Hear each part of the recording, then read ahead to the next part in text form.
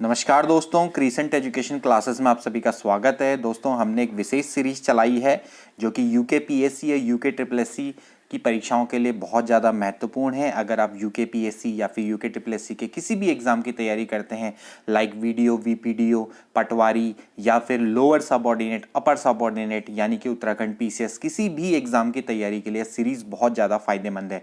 दोस्तों, हमने भारतीय इतिहास की एक सीरीज चलाई है जिसमें हम प्रागैतिहासिक काल के बारे में पढ़ रहे थे। हमने पिछले वीडियो में पाषाण काल के बारे में आपको बताया था। अगर आपने वीडियो नहीं देखी है तो आप उसको जरूर देखना, क्योंकि उसमें हमने काफ़ी सारे फैक्ट्स बताए हैं और आज हम उन्हीं फैक्ट्स पर रिलेटेड 75 इंपॉर्टेंट एमसीक्यू लेकर आए हैं जो कि पूर्व परीक्षाओं में आ चुके हैं।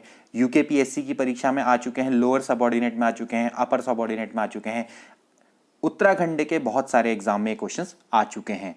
तो ये क्वेश्चंस काफ़ी इंपॉर्टेंट रहेंगे। 75 एमसीक्यू आज हम करेंगे दोस्तों। काफ़ी इंपॉर्टेंट ये वीडियो होने वाली है। इस वीडियो को पूरा देखना, धैर्यपूर्वक देखना, आपको काफ़ी ज़्यादा लाभ इस वीडियो से मिलने वाला है। तो चलिए वीडियो को स्टार्ट करते हैं। सो फ्रेंड्स, आज है प्रागैतिहासिक काल और पाषाण युग पर आधारित 75 एमसीक्यू हम सॉल्व करेंगे एक के बाद एक। देखिए, प्रश्न संख्या 1 में क्या पूछा गया है, भारतीय पुरातत्व का जनक किसे कहा जाता है। आपने अगर हमारी पहली वीडियो देखी होगी तो आपके लिए बहुत ईजी है ये question. Alexander Cunningham, John Marshall, Martin wheeler या फिर जेम्स प्रिंसेप। तो इसका राइट आंसर है दोस्तों अलेक्जेंडर कनिंघम। इन्हीं को ही भारतीय पुरातत्व का जनक बोला जाता है। भारत में सर्वप्रथम 1861 ईस्वी में अलेक्जेंडर कनिंघम को पुरातत्व सर्वेक्षक के रूप में नियुक्ति किया गया था। उसके बाद 1871 में पुरातत्व सर्वेक्षक को सरकार में एक विभाग के रूप में गठित किया गया था, जैसा कि मैंने आपको बताया था। और लॉर्ड कर्जन के टाइम में 1902 को भारतीय पुरातत्व सर्वेक्षण के रूप में इस विभाग को सेंट्रलाइज कर दिया गया था। ठीक है। और जो जॉन मार्शल थे, इनको प्रथम महानिदेशक बनाया गया था। तो काफी इंपॉर्टेंट ये क्वेश्चन है और ये आपका पूर्व एग्जाम में आ चुका है। यूके पीएससी के एग्जाम में दोस्तों ये ऑलरेडी पूछा जा चुका है। ठीक है, तो काफी इंपॉर्टेंट क्वेश्चन है। आई होप कि आपको समझ में आ गया होगा। तो इसका राइट आंसर है अलेक्जेंडर कनिंघम। इसके बाद नेक्स्ट क्वेश्चन देखिए, भारतीय पुरातत्व सर्वेक्षण निम्नलिखित विभागों मंत्रालयों में से किसका संलग्न कार्यालय है, यानी कि वे किसके अंतर्गत काम करता है। भारतीय पुरातत्व सर्वेक्षण संस्कृति के अंतर्गत, पर्यटन में, विज्ञान प्रौद्योगिकी या फिर मानव संसाधन विकास पर। ये तो इसका राइट आंसर क्या होना चाहिए दोस्तों, इसका राइट आंसर है संस्कृति। ठीक है, जो भारतीय पुरातत्व सर्वेक्षण है यानी कि आर्कियोलॉजिकल सर्वे ऑफ इंडिया है, वो संस्कृति मंत्रालय के अधीन एक विभाग है। तो इसको आप समझ लेना कि भारतीय पुरातत्व सर्वेक्षण ये आपका विभाग किस विभाग के अंदर काम करता है, संस्कृति मंत्रालय के अंतर्गत ये काम करता है। नेक्स्ट क्वेश्चन, राष्ट्रीय मानव संग्रहालय कहां पर है।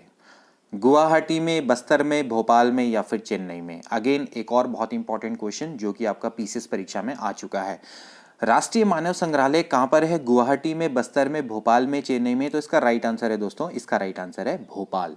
राष्ट्रीय मानव संग्रहालय आज में इसका जो नाम है वो है इंदिरा गांधी राष्ट्रीय मानव संग्रहालय। ठीक है, इसको ध्यान में रखना। राष्ट्रीय मानव संग्रहालय को इंदिरा गांधी राष्ट्रीय मानव संग्रहालय कहा जाता है। भोपाल में यह स्थित है। भोपाल कहां पर है, मध्य प्रदेश में। ठीक है, तो ये भी आपका किसके अंतर्गत होगा, संस्कृति विभाग के अंतर्गत होगा। एक स्वायत्तशासी संगठन है। ठीक है, इसको आपने ध्यान में रखना है। इसके बाद दोस्तों अगला मोस्ट इंपॉर्टेंट क्वेश्चन, गर्त आवास के साक्ष्य प्राप्त हुए हैं। गर्त, ये तावास गलत है, आवास होगा। ठीक है, यानी कि जो गड्ढे में घर होते हैं, गड्ढों वाले घर होते हैं, इसके साक्ष्य कहां से प्राप्त हुए हैं। बुर्ज होम, कोल्डी हवा, ब्रह्मगिरी या फिर सगन कल्लू। तो इसका राइट आंसर क्या है दोस्तों, अगर आपने हमारी वीडियो देखी होगी तो इसका राइट आंसर है बुर्ज होम। ठीक है, कहां पर है बुर्ज होम, जम्मू कश्मीर में, आपका श्रीनगर के निकट है ये आपका बुर्ज होम। एक नवपाषाणिक स्थल है जहां पर मानव कंकाल के साथ कुत्ते के कंकाल का समाधान भी प्राप्त हुआ है। इसके अलावा यहाँ पर गर्तावास यानी गड्ढों वाले घर यहाँ से पाए गए हैं। ठीक है, समझ रहे हैं, यानी कि भूमि के अंदर जो घर होते हैं वो यहाँ पर पाए गए हैं। काफी इंपॉर्टेंट है बुर्ज होम, आपने ध्यान में रखना है। इस पर बेस्ड कई सारे क्वेश्चन आ चुके हैं। यूपी लोअर सबऑर्डिनेट में भी ये क्वेश्चन आ चुका है। इसके अलावा यूपी पीसीएस मेंस में भी ये क्वेश्चन आ चुका है। इसके अलावा उत्तराखंड पीसीएस में भी ये क्वेश्चन आ चुका है। तो काफी इंपॉर्टेंट क्वेश्चन और बार बार ये रिपीट होते रहते हैं।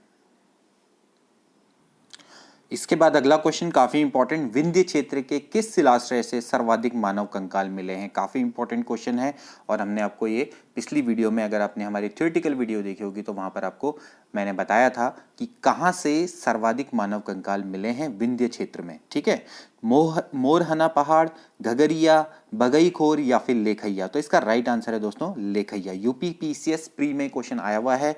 तो डॉक्टर जीएन पांडे थे, उनकी पुस्तक थी पुरातत्व विमर्श। मैंने आपको कल भी बताया था, इसमें पुरातत्व विमर्श में उन्होंने बताया है कि जो विंध्य क्षेत्र का जो लेखैया है वहां पर शिलाश्रय से मध्य पाषाणिक लघु पाषाण उपकरणों के अतिरिक्त 17 मानव कंकाल यहाँ पर प्राप्त हुए हैं।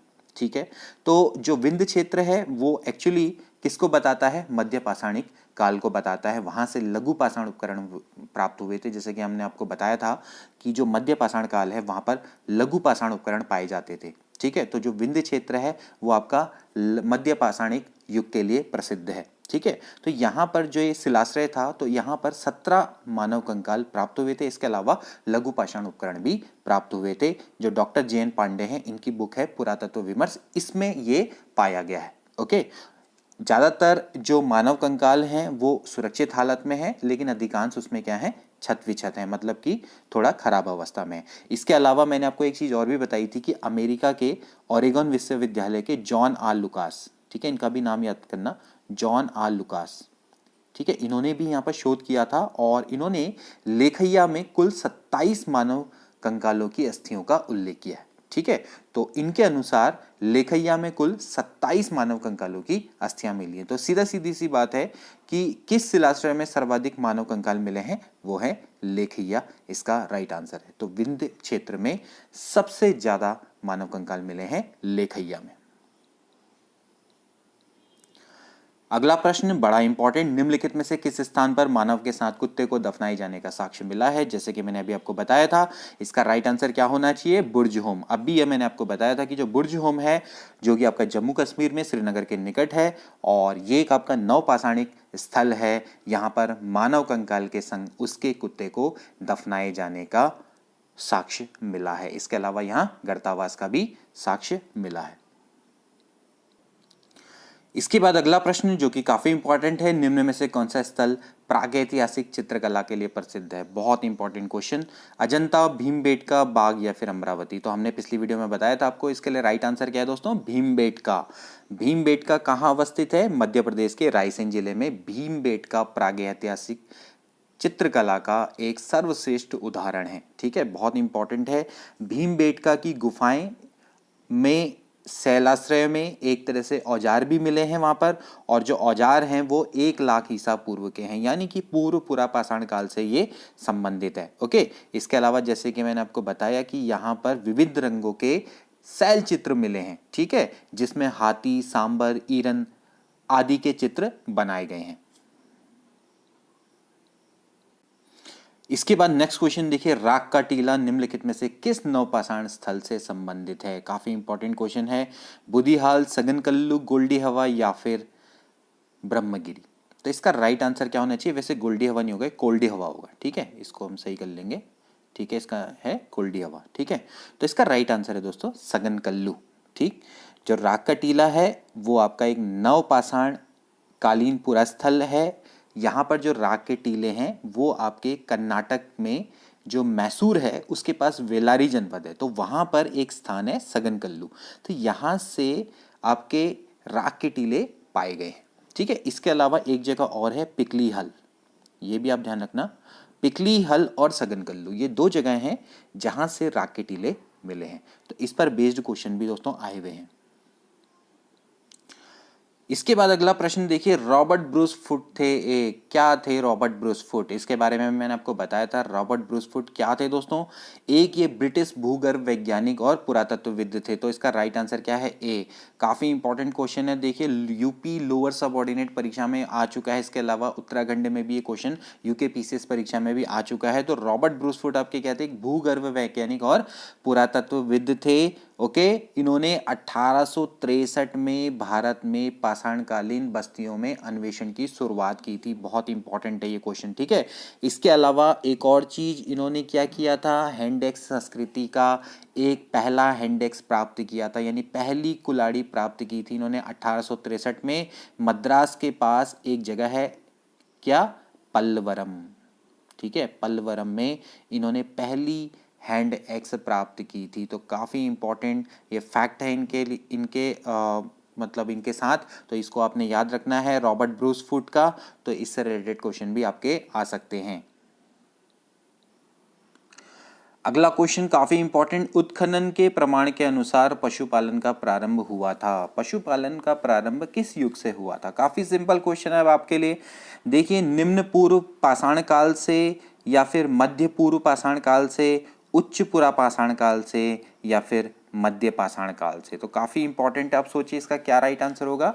इसका राइट आंसर है दोस्तों मध्य पाषाण काल से। ठीक है, मध्य पाषाण काल की हम बात करते हैं। जब हम पाषाण काल को डिवाइड करते हैं तो 3 पार्ट्स में डिवाइड करते हैं। एक है पुरा पाषाण काल, मध्य पाषाण काल और नव पाषाण काल। जब आपकी पुरा पाषाण काल की बात आती है तो वहां पर जो मानव है वो केवल आखेटक और खाद्य संग्रह के रूप में था, यानी कि शिकारी और भोजन को जमा करने वाला। मध्य पाषाण काल की पहचान क्या होती है कि आपका एक आखेटक और पशुपालक के रूप में। तो यानी जब आपका पशुपालन के स्टार्टिंग है वो मध्य पाषाण काल से स्टार्ट होती है। ठीक है, भारत में अगर बात की जाए पशुपालन के साक्ष्य की, तो ये 2 जगह आप याद रखेंगे। एक है आदमगढ़, ठीक है, जो कि आपका मध्य प्रदेश में है। मध्य प्रदेश में होशंगाबाद के अंतर्गत ये आता है। इसके अलावा दूसरा है बागौर। ठीक है, बागौर जो कि राजस्थान में है, भीलवाड़ा राजस्थान में है। ठीक है, ये देखा जाए तो सबसे बड़ा मध्य पाषाणिक स्थल है बागौर इंडिया में। ठीक है, तो ये चीज को आपने ध्यान में रखना है। सारे के सारे फैक्ट्स हैं, बहुत ज्यादा इंपॉर्टेंट है। ठीक है, अगला क्वेश्चन, कोपेनहेगन संग्रहालय की सामग्री से पाषाण, कांस्य और लौह युग का त्रियुगी विभाजन किसके द्वारा किया गया था? थॉमसन, लुब्बाक, टेलर या फिर चाइल्ड? काफी अच्छा क्वेश्चन है दोस्तों, जो कि यूपीपीसीएस प्री परीक्षा में आ चुका है। तो इसका राइट आंसर है थॉमसन। थॉमसन के द्वारा कोपेनहेग संग्रहालय में सामग्री के आधार पर पाषाण, कांस्य और लौह युग का त्रियुगीय विभाजन किया गया था 1820 ईस्वी में।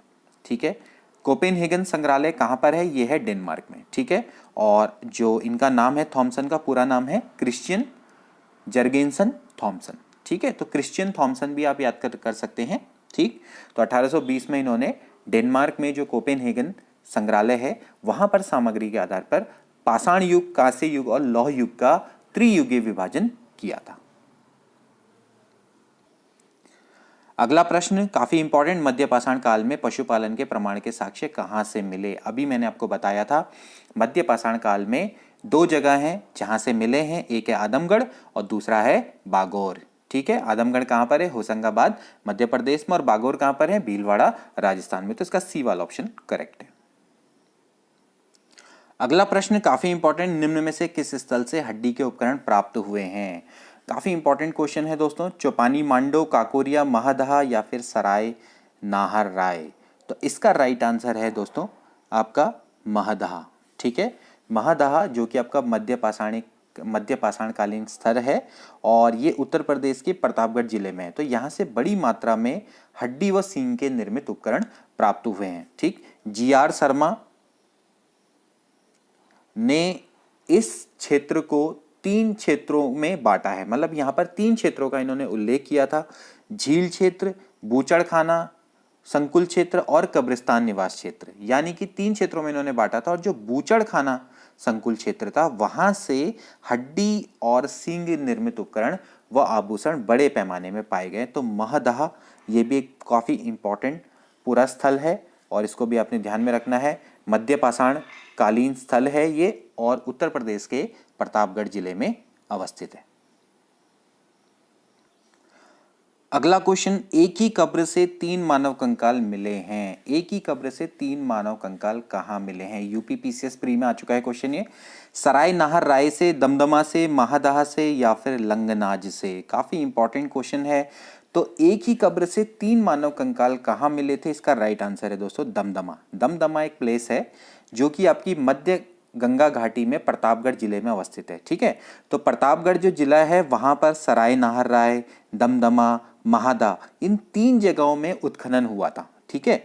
और जो दमदमा है उसमें लगातार जब 5 सालों तक उत्खनन होता रहा तो उसके बाद वहां पर 41 मानव समाधान प्राप्त हुए थे। यह हम अपनी पिछली वीडियो में आपको बता चुके हैं, ठीक है। इन समाधानों में से 5 समाधान आपके युग्म समाधान है। युग्म का मतलब समझ रहे हैं ना कि एक ही कब्र में 2 लोग हैं, ठीक है। और इसके अलावा एक समाधान यहां से ऐसा मिला कि जिसमें 3 मानव कंकाल एक साथ दफनाए मिले, ठीक है। इसके अलावा सराय नाहर राय में एक ऐसी कब्र मिली है जिसमें एक ही कब्र में 4 लोग हैं। तो अभी 4 वाला क्वेश्चन नहीं है, तो एक ही कब्र में 3 मानव कंकाल मिले तो वो कहां मिले हैं? दमदमा में मिले हैं। काफी इंपॉर्टेंट है, इसको आपने ध्यान में रखना है। इसके बाद अगला है भाई, खाद्यान्नों की कृषि सर्वप्रथम प्रारंभ हुई थी। देखिए खाद्यान्नों की कृषि सर्वप्रथम कहाँ से प्रारंभ हुई थी? नवपाषाण काल से, मध्य पाषाण काल से, पुरापाषाण काल से या फिर महापाषाण काल से? तो इसका राइट आंसर क्या है दोस्तों? नवपाषाण काल, ठीक है। नवपाषाण काल से ही मानव है वो उसने कृषि के कार्य से अपना मतलब गुजारा करना स्टार्ट किया, यानी कि अपना पेट भरना स्टार्ट किया, यानी वो कृषि कार्य से परिचित हुआ। देखिए मैंने आपको पहले भी बताया था कि जो आपका पहला युग है जो हम पूरा पाषाण काल कहते हैं, वहां पर एक आखेटक और खाद्य संग्राहक के रूप में मानव को माना गया है, जबकि जो दूसरा काल है यानी कि मध्य पाषाण काल है वहां पर एक आखेटक और पशुपालक के रूप में माना गया है। तीसरा जो काल है नवपाषाण काल, वहां पर मानव को एक उत्पादक के रूप में माना गया है। उत्पादक भी है वो, आखेटक भी है और इसके अलावा पशुपालक भी है, यानी कि वो तीनों काम जान गया था। तो यहां से कृषि कार्य यानी कि नवपाषाण काल से कृषि कार्य स्टार्ट हुआ है, ठीक है। ये चीज आपने ध्यान में रखनी है, यूपी पीसीएस मेंस परीक्षा में क्वेश्चन आ चुका है। इसके बाद अगला प्रश्न है, मानव द्वारा सर्वप्रथम प्रयुक्त अनाज था। काफी इंपॉर्टेंट क्वेश्चन और काफी कंफ्यूजिंग क्वेश्चन भी है दोस्तों। इसमें मैं आपका सारा कंफ्यूजन दूर कर देता हूं इस क्वेश्चन में। देखिए मानव द्वारा सर्वप्रथम प्रयुक्त अनाज, यहां पर बात हो रही है वैश्विक तौर पे, यानी कि पूरे विश्व की बात हो रही है, ठीक है। तो जब पूरे विश्व की बात आएगी तो इसका राइट आंसर होगा जौ, ठीक है।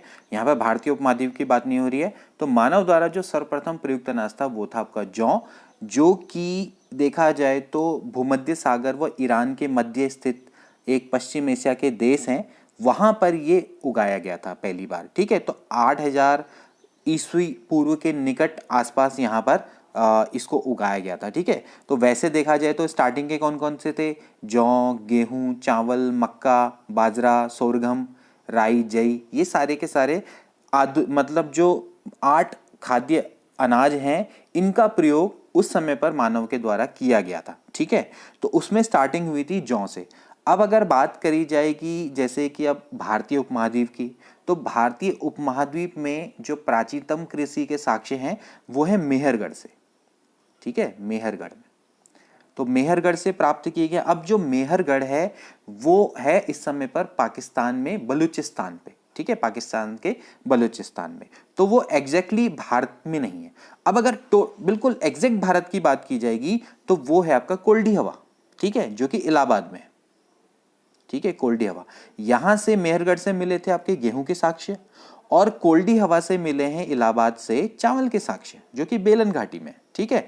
बेलन घाटी इलाहाबाद जिले में यहां पर चावल के साक्ष्य मिले, ठीक। अब लेकिन लेटेस्ट जो खोज है, मैंने आपको पिछली वीडियो में बताया था, तो वहां पर जो प्राचीनतम कृषि साक्ष्य वाला क्षेत्र है वो है लहुरा देव, लहुरा देव, ठीक है। जो लहुरा देव है ये उत्तर प्रदेश के संत कबीर नगर जिले में स्थित है, ठीक है। तो नवीनतम खोजों के आधार पर अगर हम भारतीय उपमहाद्वीप में प्राचीनतम कृषि साक्ष्य वाला स्थल की बात करेंगे तो वो उत्तर प्रदेश का संत कबीर नगर जिले में स्थित लहुरा देव होगा, ठीक है। तो यहां पर आपको इतने सारे फैक्ट्स हैं, मैंने आपको बता दिए हैं कि मानव द्वारा सर्वप्रथम प्रयुक्त अनाज की अगर बात की जाएगी तो जौ आएगा पूरे वैश्विक तौर पे, ठीक है। और अगर हमें इंडिया की अगर हम बात करेंगे तो वहां पर प्योरली अगर इंडिया की बात की जाए तो वो है कोल्डी हवा, इलाहाबाद। अगर भारतीय उपमहाद्वीप की बात करी जाएगी तो मेहरगढ़, और नवीनतम खोजों की बात अगर हम करेंगे तो वो लहुरा देव आएगी, ठीक है। तो इतने सारे फैक्ट्स आपको ध्यान में रखने पड़ेंगे और इस पर बेस क्वेश्चन आए भी हैं और अभी मैं आपको बताता हूं कैसे कैसे आते हैं, ठीक है। इसके बाद अगला प्रश्न है, हड्डी से निर्मित आभूषण भारत में मध्य पाषाण काल के संदर्भ में प्राप्त हुए हैं। अभी हमने इस पर बेस्ड एक क्वेश्चन किया था। तो हड्डी से निर्मित आभूषण हमें कहाँ प्राप्त हुए थे दोस्तों? मध्य पाषाण कालीन जो स्थल है महादहा, यहाँ से प्राप्त हुए थे। उत्तर प्रदेश के प्रतापगढ़ जिले में हुए ये स्थित है और यहाँ पर हमें हड्डी से निर्मित आभूषण प्राप्त हुए थे। तो देखिए किस तरह से क्वेश्चन आपके रिपीट होते रहते हैं। ये आपका आरओ एआरओ मेंस में आ चुका है। अगला प्रश्न काफी अच्छा क्वेश्चन जो कि आपका उत्तराखंड पीसीएस प्री परीक्षा में आ चुका है। भारत में मानव का सर्वप्रथम साक्ष्य कहाँ मिला था? नीलगिरी पहाड़ी, शिवालिक पहाड़ी, नलमल्ला पहाड़ी या फिर नर्मदा घाटी? तो इसका राइट आंसर क्या है दोस्तों? नर्मदा घाटी। ठीक है, तो भारत में मानव का सर्वप्रथम साक्ष्य मध्य प्रदेश में जो आपकी नर्मदा घाटी है या फिर पश्चिमी नर्मदा क्षेत्र है, यहाँ पर मिला था 1982 में। इसको आप ध्यान में रखना है, ये भी काफी इंपॉर्टेंट फैक्ट है। इसके बाद अगला प्रश्न है, भारतीय उपमहाद्वीप में कृषि के प्राचीनतम साक्ष्य प्राप्त हुए हैं। मैंने आपको बताया था कि भाई जो भारतीय उपमहाद्वीप है उसमें कृषि के प्राचीनतम साक्ष्य अगर लेटेस्ट की बात करी जाएगी तो वो क्या निकलेगा? लहुरा देव निकलेगा। ठीक है, लहुरा देव से ही अभी प्राचीनतम कृषि के साक्ष्य मिले हैं। उत्तर प्रदेश के संत कबीर नगर जिले में स्थित है ये।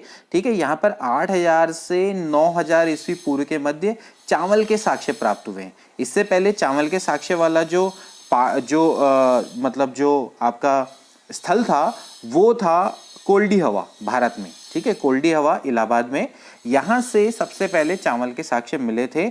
और अगर भारतीय उपमहाद्वीप की बात करी जाएगी तो मेहरगढ़ जो कि आपका पाकिस्तान के बलूचिस्तान में है, वहाँ पर से सबसे पहले गेहूं के साक्ष्य मिले थे 7000 ईस्वी पूर्व में। तो ये सारे फैक्ट्स आपको ध्यान में रखने पड़ेंगे। लहुरा देव इसका राइट आंसर है। ये प्रश्न आपका 2 बार यूपी लोअर सबऑर्डिनेट परीक्षा में आ चुका है, तो काफी इंपॉर्टेंट है, तो इसको आपने ध्यान में रखना है। ठीक है, इसके बाद अगला, निम्न में से किसको चालकोलिथिक युग भी कहा जाता है? चालकोलिथिक युग किसको बोला जाता है? पुरापाषाण युग, नवपाषाण, ताम्रपाषाण या फिर लौह युग? तो इसका राइट आंसर है दोस्तों ताम्रपाषाण युग। ताम्रपाषाण युग का मतलब क्या होता है कि जब मनुष्य तांबे और पत्थर का साथ साथ प्रयोग करके हथियार बनाने लग गया या उसका यूज करने लग गया दोनों का, तो उसको ताम्रपाषाण युग बोला गया है। तो उसको चालकोलिथिक युग भी कहा जाता है। इसके बाद अगला प्रश्न है काफी इंपॉर्टेंट, वृहत पाषाण स्मारकों की पहचान की गई है। काफी इंपॉर्टेंट ये क्वेश्चन है। वृहत पाषाण यानी कि जो बड़े बड़े पाषाण हैं इनको मेगालिथ बोला जाता है। ठीक है, तो वृहत पाषाण स्मारकों की पहचान की गई है। सन्यासी गुफाओं के रूप में, मृतकों को दफनाने के स्थल के रूप में, मंदिर के रूप में या फिर उपरोक्त में से कोई नहीं। तो इसका राइट आंसर है दोस्तों कि मृतकों को दफनाने के स्थान के रूप में इनकी पहचान की गई है। नवपाषाण युग में जब दक्षिण भारत में जो शव हैं इनको जब समाधियों में दफनाया जाता था तो विशाल पाषाण खंडों से इनको ढक दिया जाता था। ठीक है, जिनको कि मेगालिथ के नाम से जाना जाता है। ठीक है, तो यहां पर जो इस युग को महापाषाण युग भी बोला जाता है, इसको आपने ध्यान में रखना है। अभी हम महापाषाण के बारे में भी आगे पढ़ेंगे। तो मृतक को दफनाने के स्थल के रूप में वृहत पाषाण स्मारकों की पहचान की गई है। वो है आपकी कहां ये की गई है?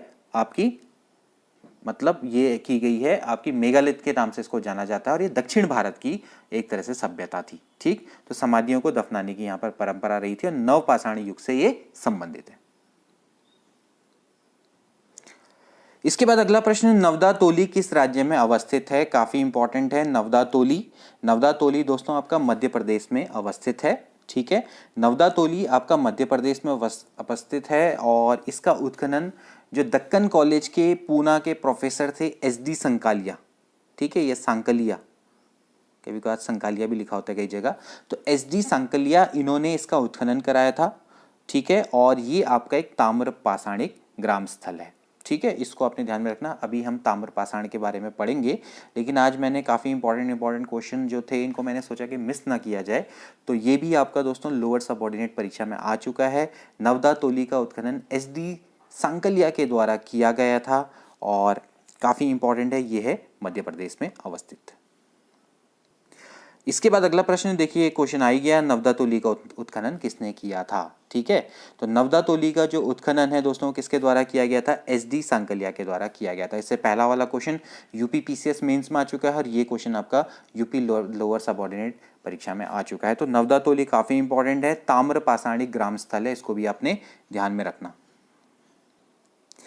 अगला प्रश्न काफी इंपॉर्टेंट, उस स्थल का नाम बताइए जहां से प्राचीनतम स्थायी जीवन के प्रमाण मिले हैं।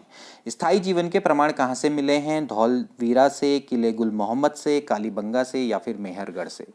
काफी इंपॉर्टेंट क्वेश्चन है। देखिए आप इस क्वेश्चन को थोड़ा सा अंदाजे से भी कर सकते हैं, जैसे कि आपको मैंने बताया था कि स्थायी जीवन आपका नवपाषाण युग से स्टार्ट हुआ था। इससे पहले मानव का जीवन पूर्णतः अस्थायी था। स्थायी जीवन का मतलब यह है कि एक ही जगह में नहीं रहते थे, क्योंकि नवपाषाण युग में मानव ने खेती स्टार्ट करी, तो जब वो एक जगह पे खेती कर रहा है तो उसी जगह पे वो प्रॉपरली रहने लगा, तो यानी उसका जो जीवन है वो स्थायी हो गया। तो मेहरगढ़ एक आपका नवपाषाणिक स्थल है, ठीक है, जो कि अभी हमने पढ़ा था। और ये कहाँ पर है, ये है बलूचिस्तान में, ठीक, यानी पाकिस्तान में। तो यहाँ पर 7000 ईस्वी पूर्व इसके अराउंड पे इसकी खोज हुई थी। तो यहीं से आपके स्थायी जीवन के साक्ष्य मिलते हैं। नवपाषाणिक स्थल को ढूंढ लो, वो है मेहरगढ़। बाकी आपके कोई मतलब नहीं, बाकी तो आपके थोड़ा देखा जाए तो इससे ये सबसे हम बात हो रही सबसे प्राचीनतम, तो प्राचीनतम आपका कौन है इसमें, मेहरगढ़ ही है, ठीक है। और बाकी देखा जाए तो जो कालीबंगा है या फिर आपका किले गुल मोहम्मद हैं, तो ये उतने प्राचीन नहीं है, 4000 ईस्वी पूर्व, 3500 ईस्वी पूर्व के हैं। जबकि आपका जो मेहरगढ़ है ये 7000 ईस्वी पूर्व का। तो ये काफ़ी इंपॉर्टेंट है, आप इसको इस तरह से समझ सकते हैं। इसके बाद एक और इम्पॉर्टेंट क्वेश्चन, निम्न में से किस पुरास्थल से पाषाण संस्कृति से लेकर हड़प्पा सभ्यता तक की सांस्कृतिक अवशेष प्राप्त हुए हैं। काफ़ी अच्छा ये क्वेश्चन है और अभी हम इसके बारे में आगे पढ़ेंगे भी। तो ये दोनों से रिलेटेड है भाई, पाषाण से भी रिलेटेड है, हड़प्पा सभ्यता से भी रिलेटेड है। तो कौन है वो है मेहरगढ़, ठीक है। तो मेहरगढ़ बलूचिस्तान पाकिस्तान में स्थित है और ये आपका पाषाण संस्कृति से लेकर यहाँ पर हड़प्पा सभ्यता तक के सांस्कृतिक अवशेष प्राप्त हुए हैं। अगला प्रश्न, भारतीय उपमहाद्वीप में कृषि के प्राचीनतम साक्ष्य कहाँ से प्राप्त हुए हैं। देखिए यूपी PCS मेंस में क्वेश्चन आ चुका है, लेकिन थोड़ा पुराना क्वेश्चन है, उस समय पर लाहुरा देव नहीं था, तो उस समय का राइट आंसर क्या होना चाहिए, मेहरगढ़। तो आपके सामने सीधा है कि अगर लाहुरा देव नहीं आता है तो मेहरगढ़ होना चाहिए भारतीय उपमहाद्वीप में, सिंपल है। अगला प्रश्न, भीमबेटका किसके लिए प्रसिद्ध है। अगेन क्वेश्चन रिपीटेड, बहुत अच्छा क्वेश्चन है और पहले भी परीक्षा में आ चुका है। गुफाओं के शैल चित्र, खनिज, बौद्ध प्रतिमाएं या फिर सोन नदी का उपागम स्थल। तो आपको पता है इसका राइट आंसर है गुफाओं के शैल चित्र। यहाँ पर चित्रकारी से युक्त 500 शिलाश्रय प्राप्त हुए हैं और यूनेस्को ने भीमबेटका के शैल चित्रों को विश्व विरासत सूची में सम्मिलित किया है, ये भी आपको पता होना चाहिए। अगला प्रश्न, भीमबेटका की गुफाएं कहाँ स्थित हैं। कहाँ स्थित हैं भीमबेटका की गुफाएं, हमने आपको बताया था दोस्तों, भोपाल, पंचमढ़ी, सिंगरौली, अब्दुल्लागंज, रायसेन। तो इसका राइट आंसर क्या है दोस्तों, इसका राइट आंसर है अब्दुल्लागंज रायसेन। मैंने आपको अच्छे से बताया था कि ये मध्य प्रदेश में रायसेन जिले में स्थित है। तो कई लोग इसका आंसर कहीं भोपाल ना कर दे, भोपाल के पास स्थित एक रायसेन जगह है, ठीक है। तो देखिए कितना अंदर तक का एक क्वेश्चन पूछा गया है, ठीक, और ये PCS प्री परीक्षा में आ चुका है। तो भीमबेटका की जो गुफाएं हैं वो मध्य प्रदेश में भोपाल के निकट रायसेन जिले में स्थित है, अब्दुल्लागंज रायसेन। काफी इंपॉर्टेंट है, इसको ध्यान में रखना। तो इसका राइट आंसर है डी वाला, अब्दुल्लागंज रायसेन। अगला प्रश्न है, ताम्रपाषाण काल में महाराष्ट्र के लोग मृतकों को घर के फर्श के नीचे किस तरह रखकर दफनाते थे। काफी अच्छा क्वेश्चन है। उत्तर से दक्षिण की ओर, पूर्व से पश्चिम की ओर, दक्षिण से उत्तर की ओर या फिर पश्चिम से पूर्व की ओर। तो इसका राइट आंसर है दोस्तों उत्तर से दक्षिण की ओर, ठीक है। महाराष्ट्र में जो पाषाण कालीन संस्कृति है इसको जौरवे संस्कृति बोला जाता है। आपने सुना होगा इसका नाम, नहीं पता है तो कोई बात नहीं, यहाँ सुन लो। जौरवे संस्कृति इसको बोला जाता है, महाराष्ट्र से रिलेटेड है। तो यहाँ पर जैसे नेवासा, दायमाबाद, चंदोली, इनाम गांव, ये सारे पुरास्थल हैं। तो यहाँ से जो घर में मृतकों को अस्थि कलश में रखकर उत्तर से दक्षिण दिशा में घरों के फर्श के नीचे दफनाया जाता था, ठीक। तो यहां से इसके साक्ष्य मिले हैं। जबकि दक्षिण भारत की बात करें तो वहां पर पूर्व से पश्चिम की ओर दफनाया जाता था, ठीक, तो ये फैक्ट भी आपको ध्यान में रखना है कि जो आपका ताम्र पाषाण काल है इसमें महाराष्ट्र में यानी कि जौरवे संस्कृति में मृतकों को उत्तर दक्षिण दिशा में रखकर दफनाया जाता था, जबकि दक्षिण भारत में पूर्व पश्चिम की दिशा में दफनाया जाता था। नेक्स्ट क्वेश्चन, भारत में किस शिलाश्रय से सर्वाधिक चित्र प्राप्त हुए हैं? Again another question, again repeated, UPPCS pre परीक्षा में आ चुका है। घगरिया, भीमबेटका, लेखैया, आदमगढ़। तो इसका राइट आंसर है भीमबेटका। भीमबेटका में चित्रकारी से युक्त 500 शिलाश्रय प्राप्त हुए हैं, जो कि सबसे ज्यादा हैं। अगला प्रश्न, गैरिक मृद्भांड पात्र यानी कि ओसीपी का नामकरण हुआ था। गैरिक मृद्भांड पात्र यानी मिट्टी के बर्तन, ठीक, तो या गेरुवर्णी भी इसको बोल सकते हैं, गेरुवर्णी मृद्भांड संस्कृति भी इसको बोल सकते हैं। हस्तिनापुर, ऐचित्र, नोह या फिर लाल किला। तो इसका राइट आंसर है हस्तिनापुर, ठीक है। इसके साक्ष्य आपके हस्तिनापुर और अतरंजी खेड़ा से प्राप्त हुए हैं, तो यहीं से इनका नामकरण हुआ। इसके बाद हम आगे इसको पढ़ेंगे भी अच्छे से, यूपीपीसीएस परीक्षा में आ चुका है मेंस में। अगला प्रश्न, जिस काल का कोई लिखित साक्ष्य नहीं मिलता उसे कौन सा काल बोला जाता है? बहुत सिंपल क्वेश्चन है, कौन सा बोला जाता है दोस्तों? प्रागैतिहासिक काल उसको बोला जाता है। प्रागैतिहासिक काल में कोई भी लिखित साक्ष्य नहीं मिले हैं। अज्ञात काल से 2500 ईस्वी पूर्व तक का जो काल है उसको हम प्रागैतिहासिक काल बोलते हैं। अगला प्रश्न, किस काल में लिपि के साक्ष्य तो हैं किंतु उनके दुर्बोध होने के कारण उनका कोई निष्कर्ष नहीं निकलता? तो ऐसा काल जिसमें लिपि के साक्ष्य तो हैं लेकिन उनको पढ़ा नहीं गया है, तो कोई भी निष्कर्ष नहीं निकल पा रहा है। पूरा पाषाण काल, नव पाषाण काल, आद्य ऐतिहासिक काल या फिर ऐतिहासिक काल। तो इसका राइट आंसर है आद्य ऐतिहासिक काल इसको बोला जाता है। 2500 ईस्वी पूर्व से लेकर 600 ईस्वी पूर्व तक का काल आद्य ऐतिहासिक काल के नाम से जाना जाता है। इसमें सिंधु घाटी सभ्यता आएगी और वैदिक सभ्यता आएगी, जिसको हम आगे जाके पढ़ेंगे। अगला प्रश्न, भारत में पाषाणकालीन सभ्यता का अनुसंधान सर्वप्रथम कब प्रारंभ हुआ था? 1850, 1863, 1855, 1807। तो अभी हमने आपको बताया था, इसका राइट आंसर है 1863 में रॉबर्ट ब्रूस फुट के द्वारा यह अनुसंधान प्रारंभ किए गए थे। इन्होंने पलवरम नामक स्थान से पहला हैंडेक्स प्राप्त किया था। अगला प्रश्न, संपूर्ण पाषाण युगीन संस्कृति को कितने चरणों में विभाजित किया गया? इसका युगीन होगा ये। संपूर्ण पाषाण युगीन संस्कृति को कितने चरणों में विभाजित किया गया है? हमने आपको बताया था कि उपकरणों की विभिन्नता के आधार पर संपूर्ण पाषाण युगीन संस्कृति को आप 3 चरण में डिवाइड कर सकते हैं। पहला है पूरा पाषाण काल, मध्य पाषाण काल और नव पाषाण काल। इसके बाद जो पूरा पाषाण काल है उसको भी हम 3 चरणों में डिवाइड कर सकते हैं, अगेन उपकरणों के विभिन्नता के आधार पर। तो इसका राइट आंसर है 3, इसका अभी सही आंसर है। अगला प्रश्न, चॉपर चॉपिंग पेबल संस्कृति के उपकरण कहां से प्राप्त हुए हैं? काफी अच्छा क्वेश्चन है दोस्तों। चॉपर चॉपिंग पेबल संस्कृति, अगर आपको याद हो तो हमने बताया था ये आपका निम्न पुरा पाषाण काल से संबंधित है।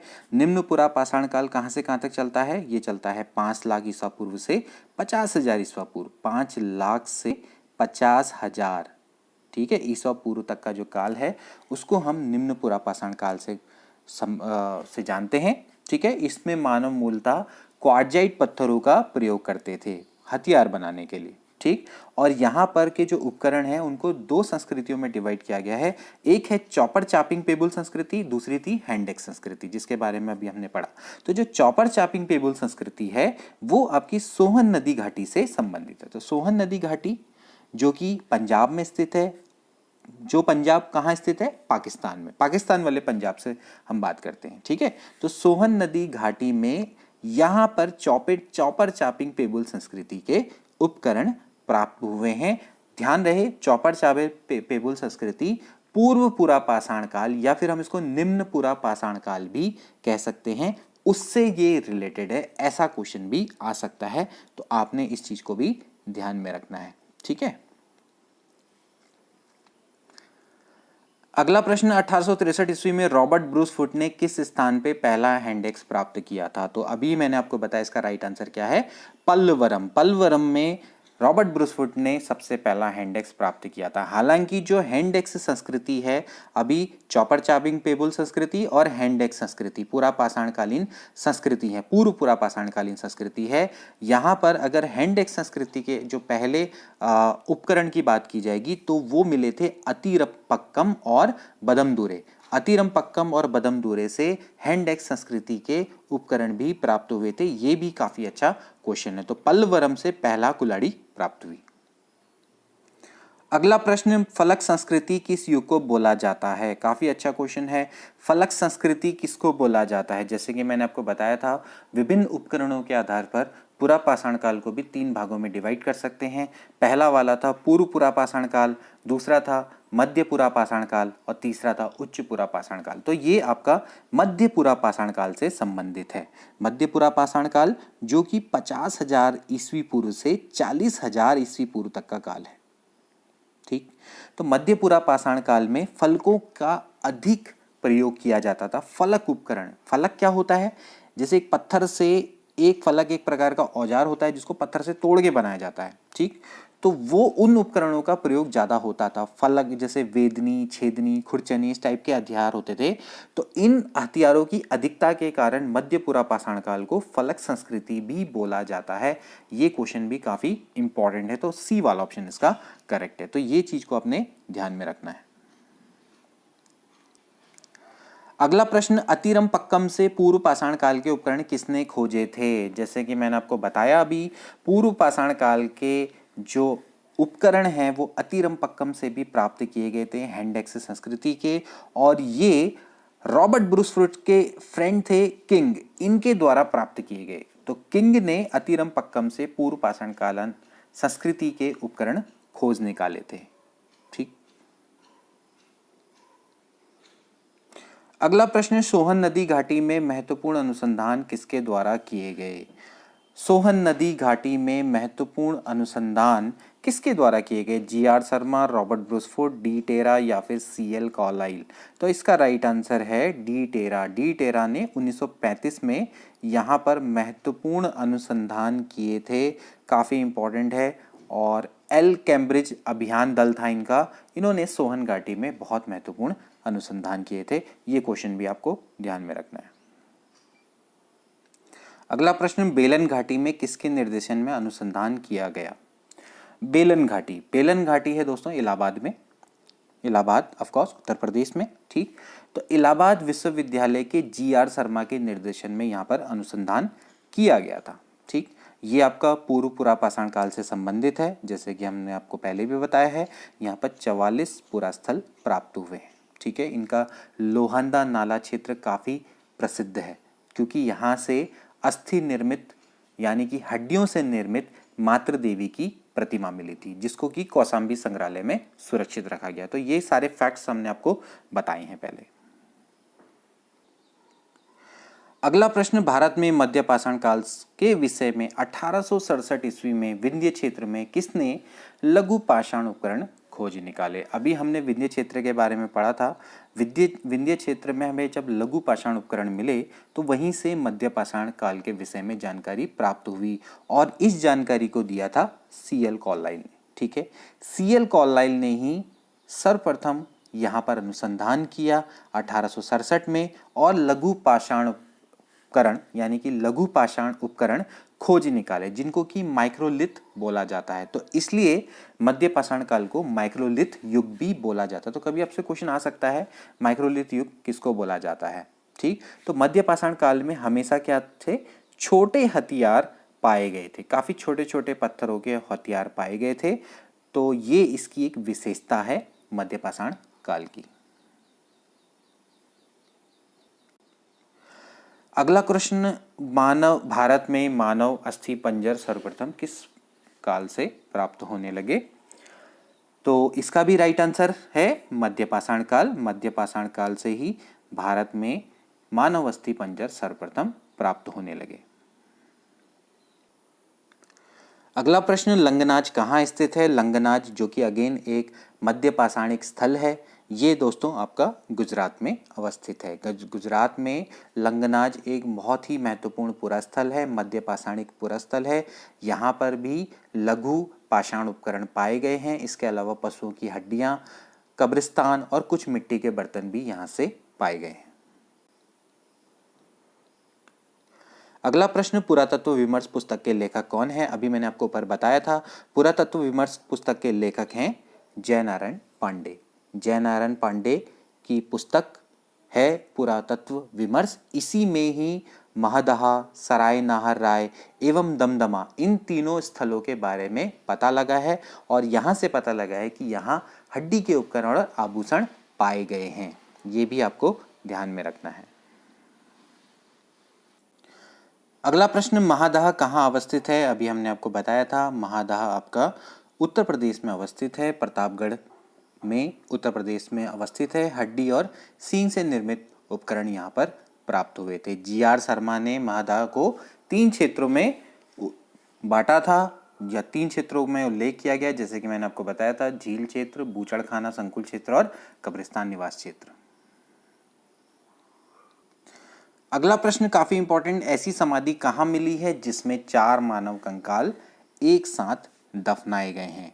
तो 4 मानव कंकाल एक साथ कहाँ दफनाए गए हैं? ये दफनाए गए हैं सराय नाहर राय में, है ना। इससे पहले मैंने आपको बताया था कि दमदमा में उत्खनन किया गया था, वहाँ पर 41 मानव समाधान प्राप्त हुए, जिनमें से 5 आपके युग्म समाधान हैं और एक समाधान ऐसा है जिसमें 3 मानव कंकाल एक साथ दफनाए हुए हैं। और इसके अलावा सराय नाहर राय एक ऐसी जगह है, वहाँ पर उत्खनन के बाद एक ऐसी कब्र मिली जिसमें 4 मानव कंकाल एक साथ दफनाए गए हैं। तो ये भी काफ़ी इंपॉर्टेंट है। 3 प्लेस आपको ध्यान में रखनी पड़ेगी, महदहा, सराय नाहर राय और दमदमा। अगला प्रश्न काफी इजी, पशुपालन का प्रारंभ किस काल से हुआ? अब तो आपके लिए बहुत इजी है, नवपाषाण, पुरापाषाण, उच्च पुरापाषाण या फिर मध्य पाषाण काल। तो इसका राइट आंसर है मध्य पाषाण काल से पशुपालन का शुरुआत हुई। अगला प्रश्न, मक्के का प्रथम साक्ष्य कहाँ मिला है? काफी अच्छा क्वेश्चन है। चीन, मैक्सिको, दक्षिण पूर्वी एशिया या फिर यूरोप? मक्का दोस्तों सबसे पहले मैक्सिको में उगाया गया, ठीक है। तो मैक्सिको इसका राइट आंसर है, बी वाला। 6000 ईस्वी पूर्व के आसपास इसको उगाया गया। तो मक्के के साक्ष्य सर्वप्रथम मैक्सिको से प्राप्त हुए। अगला प्रश्न काफी अच्छा, बुर्ज होम की खोज डी टेरा एवं पीटरसन द्वारा कब की गई? तो अभी हमने आपको बताया था, जो डी टेरा और पीटरसन हैं, इन्होंने सोहन नदी घाटी में 1935 में अनुसंधान प्रारंभ किए थे। तो वहां पर इन्होंने बुर्ज होम की खोज की। बुर्ज होम की खोज कब हुई होगी? ऑफ कोर्स 1935 में, 1935 में डी टेरा और पीटरसन के द्वारा ये की गई थी। काफी इंपॉर्टेंट है। बुर्ज होम में क्या मिला था? मानव कंकाल के संग कुत्ते का कंकाल, इसके अलावा गर्तावास के साक्ष्य भी मिले थे। अगला प्रश्न, गुफ कराल कहाँ स्थित है? ये पूरा पाषाणिक स्थल है, यानी कि पाषाणिक मतलब कि जो आपका पाषाणिक स्थल है, ये पूरा स्थल है कि, और यहाँ पर जो मध्य प्रदेश, कश्मीर, महाराष्ट्र, राजस्थान, इनमें से ये कहाँ प्राप्त हुआ है? ये प्राप्त हुआ है कश्मीर में, ठीक। नवपाषाणिक ये स्थल है, ठीक। मैंने इसको पूरा बोल दिया, नवपाषाणिक ये स्थल है। और गुफ कराल का अर्थ होता है कुलाल या फिर कुम्हार की गुहा, ठीक है। यहाँ से कृषि और पशुपालन के भी साक्ष्य मिले हैं। यहाँ पर लोग कृषि और पशुपालन के कार्य करते थे। तो ये भी आपका इंपॉर्टेंट क्वेश्चन है, गुफ कराल। अगला प्रश्न, चिरांद कहाँ अवस्थित है? पुरास्थल चिरांद कहाँ है? ये भी नवपाषाणिक स्थल है और चिरांद बिहार के सारण जिले में अवस्थित है। यहाँ से भी आपके नवपाषाणिक अवशेष प्राप्त हुए हैं।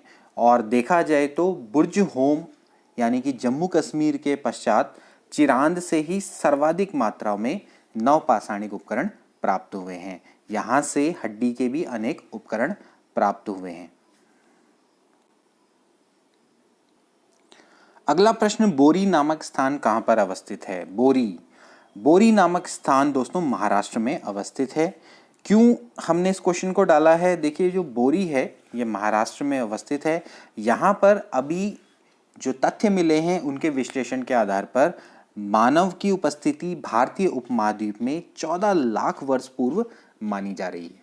तो ये एक लेटेस्ट खोज में भी इसको मान सकते हैं। तो बोरी एक प्लेस है महाराष्ट्र की। तो यहाँ से जो फैक्ट्स मिले हैं उनके एनालाइजेशन के आधार पर मानव को 14 लाख वर्ष पूर्व भारतीय उपमहाद्वीप में माना जा रहा है या पुराना माना जा रहा है। तो इसको भी आप याद कर सकते हैं। अगला प्रश्न, किस युग में मानव एक आकेटक व खाद्य संग्राहक के रूप में जाना गया? जैसे कि मैंने आपको बताया था, पहला युग पुरा पाषाण काल, पुरा पाषाण काल जिसमें मानव एक आकेटक और खाद्य संग्राहक के रूप में जाना गया है। अगला प्रश्न, किस काल में मानव मूलतः क्वार्ट्ज पत्थर का ही प्रयोग करता था? जैसे कि मैंने आपको बताया था अभी कुछ देर पहले, मानव मूलतः क्वार्ट्ज पत्थर का प्रयोग पूर्व पुरा पाषाण काल या फिर निम्न पुरा पाषाण काल में ही करते थे। निम्न पुरा पाषाण काल इसका राइट आंसर है। पुरा पाषाण काल को आप 3 अवस्थाओं में डिवाइड कर सकते हैं, निम्न, मध्य और उच्च। तो निम्न पुरा पाषाण काल में मानव क्वार्टजाइट पत्थरों का ही प्रयोग करते थे और इस काल के उपकरणों को भी 2 भागों में डिवाइड किया था। पेबल संस्कृति है ना, या फिर आप इसको सोहन संस्कृति भी बोल सकते हैं, चॉपर चॉपिंग पेबल संस्कृति, और दूसरा था आपका हैंड एक्स संस्कृति। प्राइमेट्स का क्या अर्थ होता है? शेर की प्रजाति, भालू की प्रजाति, मनुष्य सदृश वानर या फिर भेड़िए की प्रजाति? तो प्राइमेट्स क्या होता है, हमने आपको बताया था पिछली वीडियो में, ये मनुष्य सदृश वानर कहलाता है। प्राइमेट्स का अर्थ क्या होता है? मनुष्य सदृश वानर, यानी कि बंदर, लंगूर, वन मानुस, इस तरह के जो स्तनधारी जीव हैं इसको इसमें शामिल किया जाता है। तो ये प्राइमेट्स हैं, इन्हीं से ही आधुनिक मानव का विकास हुआ है। ठीक, और देखा जाए तो ये प्राणी आज से लगभग 80 लाख वर्ष पूर्व पूर्वी अफ्रीका में निवास करते थे। ठीक, तो अधिकांश विद्वानों का भाई यही मत था कि आज से लगभग 50,000 से 1 लाख वर्ष पूर्व के बीच में प्राइमेट्स से ही ऐसे प्राणी का जन्म हुआ जो कि आज के मानव के समान था, और धीरे धीरे ये प्राणी वृक्षों से उतर गया और अपने पिछले पैरों में खड़ा हो गया और ये पृथ्वी पर रहना सीख गया। अगला प्रश्न, हैंडेक्स संस्कृति के उपकरण सर्वप्रथम कहां से प्राप्त हुए? अभी मैंने आपको बताया था, हैंडेक्स संस्कृति के उपकरण सर्वप्रथम कहां से हुए थे? बदमदुरई और अतिरमपक्कम से प्राप्त हुए हैं। अगला प्रश्न, सर्वप्रथम आग का प्रयोग पूरा पाषाण काल में करने का प्रमाण कहां से मिलता है? तो आग का प्रयोग पूरा पाषाण काल में शुरू हो गया था, तो ये प्रमाण मिला है चाइना से, चीन से। चीन की एक गुफा है जिसका नाम है चाओजू कोजियन, चाओजू कोजियन, ये गुफा है, यहां से प्रमाण मिला है आग का। लेकिन यह भी है कि इस युग में आग का प्रयोग नियमित रूप से नहीं होता था। अगला प्रश्न काफी अच्छा, पूरा पाषाण काल युग का भारत का एकमात्र मानव जीवाश्म यानी कि मानव की खोपड़ी कहां से मिली है? मानव की खोपड़ी, एकमात्र मानव जीवाश्म भारत का, ठीक है, भारत से बाहर तो मिले हैं, तो भारत की बात हो रही है। ये मिला है हथनौरा में, मैंने आपको पिछली वीडियो में बताया भी था। मध्य नर्मदा घाटी में हथनौरा एक जगह है, होशंगाबाद में, यहां से मानव की खोपड़ी मिली है, भारत का एकमात्र मानव जीवाश्म। अगला प्रश्न बहुत सिंपल है, फलक, वेदनी, छेदनी, खुरचनी किस युग के औजार हैं? किस युग के औजार हैं? मैंने आपको बताया था फलक संस्कृति किसको बोला जाता है? जहां पर फ्लेक्स की अधिकता है, तो ऐसे हथियार जहां बने वो था पुरा पाषाण काल का सेकंड युग, यानी कि मध्य पुरा पाषाण काल। तो डी वाला ऑप्शन इसका करेक्ट है, मध्य पुरा पाषाण काल को ही फलक संस्कृति भी या फलक युग भी बोला जाता है। अगला प्रश्न, किस काल में कुत्ते को पालतू बनाया गया तथा श्रृंगार साधनों का प्रयोग होने लगा? अच्छा प्रश्न है, किस काल में कुत्ते को पालतू बनाया गया? किस काल में कुत्ते को पालतू बनाया गया? इसका राइट आंसर भी है मध्य पुरा पाषाण काल। ओके, मध्य पुरा पाषाण काल में ही कुत्ते को सर्वप्रथम पालतू बनाया गया। हालांकि पशुपालक के रूप में मनुष्य कब से स्टार्ट हुआ, वो है मध्य पाषाण काल, लेकिन कुत्ते को पालतू सबसे पहले मध्य पुरा पाषाण काल में बनाया गया है। काफी इंपॉर्टेंट है, ये चीज को अपने ध्यान में रखना। एक पशुपालक के रूप में ध्यान रखना, मध्य पाषाण काल से स्टार्ट हुआ है। पशुपालन मध्य पाषाण काल से स्टार्ट हुआ, लेकिन कुत्ते को पालतू बनाया गया और श्रृंगार साधनों का प्रयोग होने लगा, ये आपका मध्य पूरा पाषाण काल में बताया गया है। अगला प्रश्न, किस युग के उपकरण ब्लेड की तरह पतले व धारयुक्त होते थे? किस युग के उपकरण बिल्कुल ब्लेड की तरह पतले और धारयुक्त होते थे? नवपाषाण काल, मध्य पाषाण काल, उच्च पुरा पाषाण काल या फिर निम्न पुरा पाषाण काल? तो इसका राइट आंसर है दोस्तों उच्च पुरा पाषाण काल। उच्च पुरा पाषाण काल के उपकरण बिल्कुल ब्लेड की तरह पतले और धारयुक्त होते थे। जब बात करते हैं पुरा पाषाण काल की, तो इसको हमने 3 पार्ट्स में डिवाइड किया था। सबसे पहला आता है पुरा पाषाण काल। वहाँ पर आपके कोड उपकरण मिलते थे जो कि क्वार्टजाइट पत्थर से बने होते थे। तो उसमें आता है हस्त कुठार, खंडक, विदारणी, ठीक है। इसके बाद मध्य पुरा पाषाण काल में फलक उपकरण आ गए, जैसे कि अभी हमने पढ़े वेदनी, छेदनी, खुरचनी, ठीक है। इसके बाद जो उच्च पुरा पाषाण काल में है, उसमें आपके बड़े तीक्ष्ण टाइप के उपकरण आते थे, पतले और धारयुक्त होते थे, तो वो उच्च पुरा पाषाण काल के अंतर्गत आएंगे। अगला प्रश्न, चकमक उद्योग की स्थापना और आधुनिक मानव होमोसेपियंस का उदय किस काल से जुड़ा है? मैंने आपको बताया था होमोसेपियंस का जो उदय है वो उच्च पुरा पाषाण काल से संबंधित है। उच्च पुरा पाषाण काल जो कि 40,000 ईस्वी पूर्व से 10,000 ईस्वी पूर्व तक का आप मान सकते हैं। वैसे कई जगह पे 8,000 ईस्वी पूर्व भी दिया हुआ है, तो 40,000 से आप अराउंड 10,000 8,000 ईस्वी पूर्व मान लीजिए। यहीं पर से आधुनिक मानव होमोसेपियंस का उदय हुआ है। अगला प्रश्न, किस युग में मनुष्य को आखेटक और पशुपालक के रूप में जाना गया है? हमने अभी अब बताया था कि आपको आखेटक और पशुपालक कब बना आदमी? मध्य पाषाण काल में। अगला प्रश्न, बागोर कहाँ अवस्थित है? अभी हमने इसके बारे में पढ़ा था। बागोर एक पुरा स्थल है जो कि सबसे बड़ा मध्य पाषाणिक पुरा स्थल है। इसको आप ध्यान में रखना, सबसे बड़ा मध्य पाषाणिक स्थल है और ये भीलवाड़ा जिले में यानी कि राजस्थान के अंतर्गत कोठारी नदी के तट पर स्थित है। तो ये इसका राइट आंसर क्या होगा? राजस्थान। अगला प्रश्न, किन पुरा स्थल से पशुपालन के प्राचीनतम साक्ष्य मिले हैं? पशुपालन किससे जुड़ा हुआ है दोस्तों? ये जुड़ा हुआ है मध्य पाषाण युग से।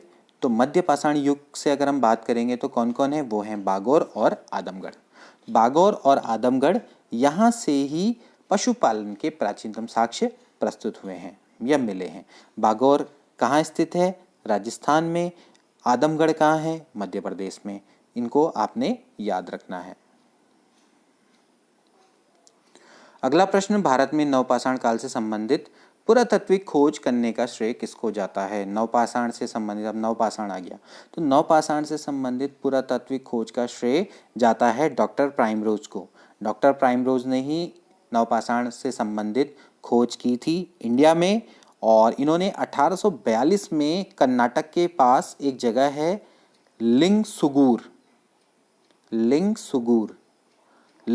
जगह पर इन्होंने नवपाषाण से रिलेटेड उपकरण खोज निकाले थे।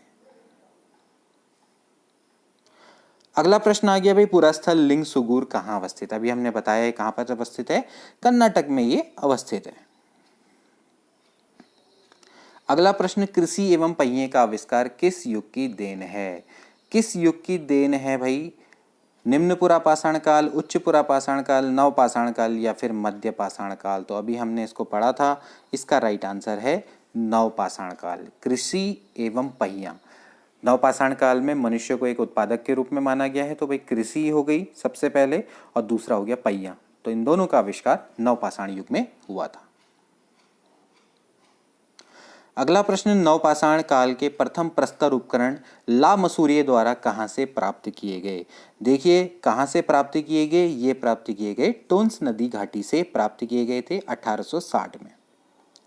ठीक है, ला मसूरिये ने नवपाषाण काल के पहले प्रस्तर उपकरण यानी पत्थर के उपकरण प्राप्त किए गए थे टोन्स नदी की घाटी से।